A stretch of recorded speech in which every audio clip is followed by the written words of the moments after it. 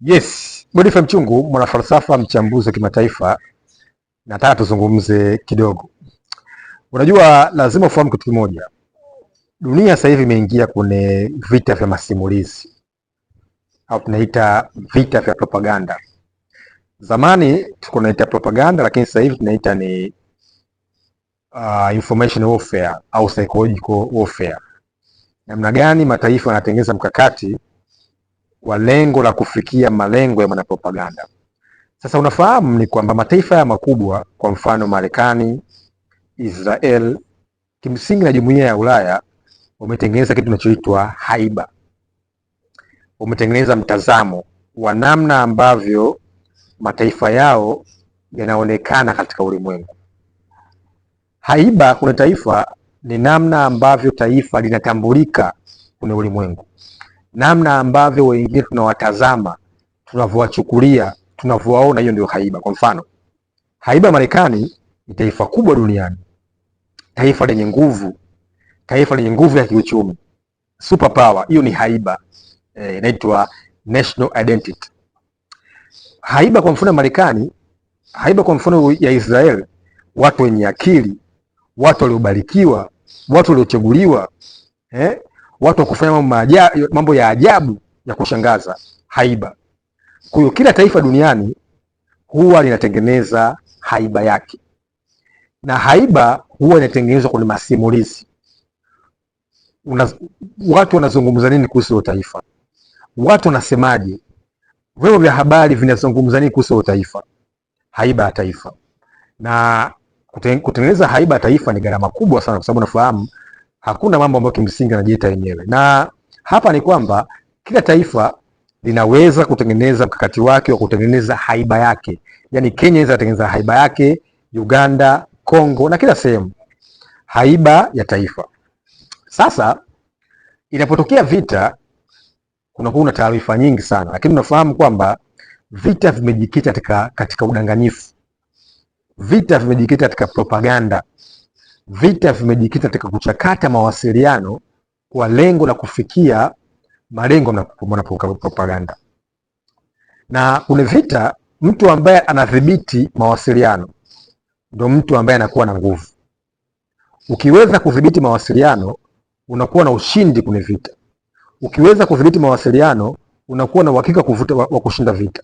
Ukiweza kudhibiti mawasiliano, unakuwa na uhakika wa kufikia malengo yako ambayo yamekupeleka vitani.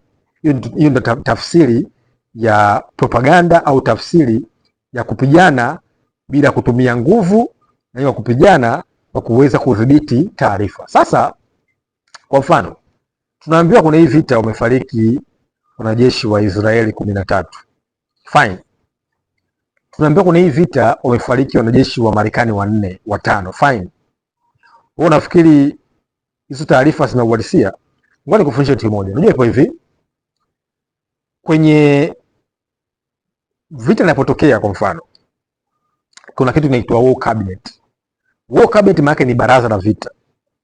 Anakuwa rais kama hiyo nchi na rais, waziri mkuu, mkuu wa usalama, waziri wa ulinzi, idara za uchumi, diplomasia na mawasiliano, na idara nyingi nyeti ambazo zinaitwa instrument for state power. Hawa ndio wanafanya maamuzi makubwa kwenye think tank katika vita. Na hawa sasa huwa wanapokea ripoti za kila siku za maendeleo ya vita, tumefikia wapi, tumepata hasara gani, maendeleo yetu yakoje. Sasa brief ya vita ambayo inakuja kutolewa na ile ambayo inaitwa war cabinet ni taarifa ambazo zimechakatwa, taarifa ambazo zimeandaliwa, taarifa ambazo zimechakatwa kwa lengo la kuweza kufikia malengo ya ule mtu ambaye kimsingi anayelengwa. Kwa hiyo unapoona kwa mfano Trump anazungumza, maana yake taarifa imeandaliwa. Netanyahu anapozungumza, taarifa ambayo imeandaliwa. Kwa mfano Masoud Pezeshkian au Bashar al-Araghchi anapozungumza, taarifa ambayo kimsingi zimechakatwa, zimeandaliwa. Sasa kwa mfano, kombora moja la hypersonic ambalo lina tani 3 likitua Tel Aviv kwenye kambi ya jeshi, tunaambiwa kwamba amekufa watu 13. Sasa unaweza kujiuliza kwamba kombora la tani 3 linaweza likaua wanajeshi 13? Lazima uweze kufikiri kinyume nyume.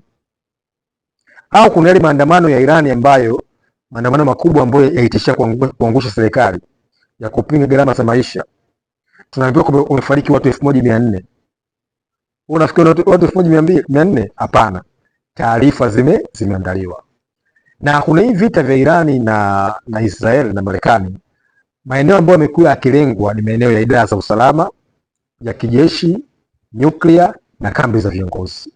Haya ndio maeneo ya kimkakati ambayo yamekuwa yakilengwa katika pande zote mbili. Yaani ukisikia Israel amepiga kuna hizo idara za usalama, za ujasusi, majeshi, viongozi, kwa sababu hao ndio watu ambao wanapanga mikakati ya vita. The same kwa Iran. Ukisikia hypersonic imepigwa, maana ni kwamba imeenda kupiga au kulenga kwenye maeneo mahususi ambayo yameandaliwa. Sasa mtu ambaye anadhibiti taarifa anakuwa na uhakika wa ushindi. Taarifa yote ambayo unaletewa wewe mwananchi, ambao upo Kawe, upo Kinyantira, upo Buza, upo Mbagara, upo Kakonko, Kigoma, ni taarifa ambayo imeandaliwa kimkakati kwa lengo la kuweza kuvuta hisia, kupeleka morali au kupeleka mtazamo mbaya kwa watu ambao kimsingi wanafuatilia hizo taarifa. Kwa sababu hoja yangu kwanza nimesema kwamba mataifa huyu yanajenga hadhi. Hadhi maana yake ni national identity, yani ni mkakati wa taifa katika utambulisho. Ni mkakati wa taifa katika kujitambulisha katika dunia. Kwa hiyo hadhi ile haitaki kuharibika. Kwa mfano hadhi ya Israeli ni taifa la watu ambao wana akili, wamechaguliwa, taifa la Mungu. Tukiweza kutoa taarifa ambazo zinaenda kudogodesha taifa letu, tunaenda kuharibu hadhi ya taifa letu. Kwa mfano, unafahamu, kwa mfano Israeli ni mwiko kuposti picha na kuiposti mtandaoni kuonyesha kwamba Israeli imepata hasara. Ni mwiko kwa sababu tunataka kuficha taarifa kwa malengo ya vita. Tunataka tufiche taarifa kwa malengo ya kimkakati. Sasa tumeona kwa mfano futa nyingi sasa hivi Netanyahu ana mikono ana vidole 6, Netanyahu anakunywa kahawa akina ipungui, Netanyahu yupo kwenye huo cabinet. Hizi zote ni sehemu ya mkakati wa propaganda. Unajua taarifa ni mojawapo ya kitu kinachoitwa element of national power. Yaani mkakati wa kivita kwenye kufikia malengo. Taarifa, information. You know, watu wanasema kwamba information is power. Uko taarifa una nguvu, ukidhibiti taarifa una nguvu. Na kuna msemo wa Kiingereza ambao unasema kwamba those who control information control the mind of people. Watu ambao wana control taarifa huwa wanaweza kucontrol akili za watu. Kwa namna ambavyo unafikiri kuhusu Israel, kuhusu Iran, haijatokea hivyo kwa bahati mbaya. Imeandaliwa, imechakatwa, mchakato wa kinifu, ili mwisho wa siku unapotoa taarifa zinakuwa zimechakatwa. Haiingia akilini kwamba vita hii imeanza ambapo Iran inapiga karibia nchi 11 alafu wamefariki wanajeshi 5. Haiingia akilini kwamba majeshi hypersonic za Iran zinapiga paka Tel Aviv, lakini tunaambiwa kwamba wamekufa wanajeshi 13. Ukisoma tafiti za FSB, shirika la ujasusi wa Urusi, unafahamu kwamba Warusi ni wazoefu kwenye vita. Kuna msemo ambao unasema kwamba samaki wanaogelea, ndege wanapaa, Warusi wanafanya ujasusi. Unasema kwamba kuna zaidi ya wanajeshi 400 wa Israel wamefariki. Kuna zaidi ya nuclear scientists 11 wamefariki. Kuna zaidi agent Mossad 82 wamefariki. Kuna zaidi ya Shin Bet Mossad 22 wamefariki. Lakini kwa nini uambii? Kwa sababu ni taarifa ambazo wewe hutaki kuzipata. Huu ni upande kutoka pande zote mbili, kati upande wa Israel na kati upande wa Iran. Taarifa za kimkakati zinakuwa zimepita kitu kinachoitwa rational approach strategies, mkakati wa taifa kuenda kutengeneza taarifa za kimkakati ambapo taifa hizo zilikuwa zimeandaliwa. Tumeona nasikia kuna kitu kinaitwa classifying information, kwamba taarifa hii haitakiwi kutoka, sio wakati wake. Na naposema propaganda jamani sio uongo. Propaganda ni mchakato wa kuchakata mawasiliano, sio uongo. Wengi nafikiri propaganda ni uongo. Kwa mfano, unaambiwa kwamba tunaenda kumtoa Maduro Venezuela kwa sababu ya Maduro dikteta kamfunga Edmundo Gonzalez Sika hajamweka Maria Corina Machado katika uchaguzi. Unafikiri hiyo ni sababu? Ukitazama ina mashiko, lakini nyuma yake kuna mafuta. Tunaenda Irani kuhakikisha kwamba tunaenda kuwalinda waandamanaji.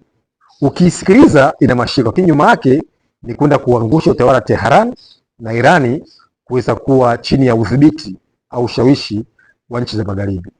Unashinda vita kwa kudhibiti taarifa za kimkakati. Mimi ni Godfrey Mchungu, mwana falsafa. Endelea kusubscribe channel yangu hiyo hapo, nifate. Tutazungumza kila siku, kuzungumza masuala makubwa ya kiulimwengu.